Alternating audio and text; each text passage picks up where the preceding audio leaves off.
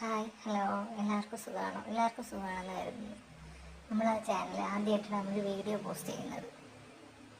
പിന്നെ രാവിലെ എന്തായാലും ആദ്യത്തെ പോസ്റ്റ് അല്ലേ, നമ്മൾ രാവിലെ തന്നെ നമ്മുടെ ചായ കുടിയും നമ്മുടെ ഇടിയപ്പം, നമ്മൾ രാവിലെ കാപ്പിക്ക് ഇടിയപ്പമാണ് റെഡിയാക്കുന്നത്. അപ്പം അതൊക്കെ കൂടെ കാണിക്കാമെന്ന് കരുതി. എന്തായാലും നമ്മൾ ആദ്യമായിട്ട് ചെയ്യുന്നൊരു വീഡിയോ ആണല്ലോ. അപ്പോൾ പിന്നെ രാവിലെ ചായക്ക് പാലിങ്ങനെ അടുപ്പത്ത് വെച്ചതിന് ശേഷം നമ്മളിപ്പോൾ ഇടിയപ്പത്തിൻ്റെ കാര്യങ്ങൾ ശരിയാക്കിക്കൊണ്ടിരിക്കുകയായിരുന്നു.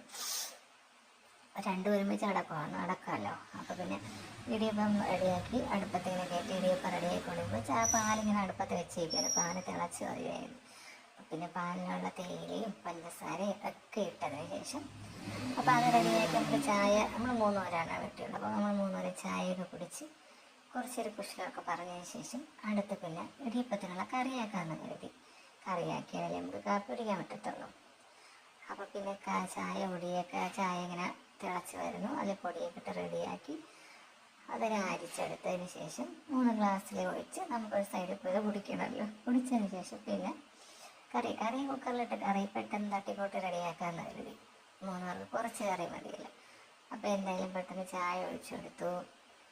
പിന്നെ ചായ കുടിക്കണമല്ലോ. ചായ 3 പേരും കുടിച്ചതിന് ശേഷം ചായ ഒഴിച്ചപ്പോൾ തന്നെ ഇടിയപ്പം റെഡി ആയിട്ടുണ്ട്. പിന്നെ ഇടിയപ്പം ഒരു സൈഡിൽ എടുത്ത് വെച്ചതിന് ശേഷം പെട്ടെന്ന് തന്നെ ചായ കുടിച്ചുകൊണ്ട് പെട്ടെന്ന് കുക്കറിലിട്ട് തട്ടിക്കൊട്ടി മുട്ടക്കറി റെഡിയാക്കി ഇടിയപ്പം എടുത്ത് പാത്രത്തിൽ വെച്ച് കഴിക്കാൻ കരുതി.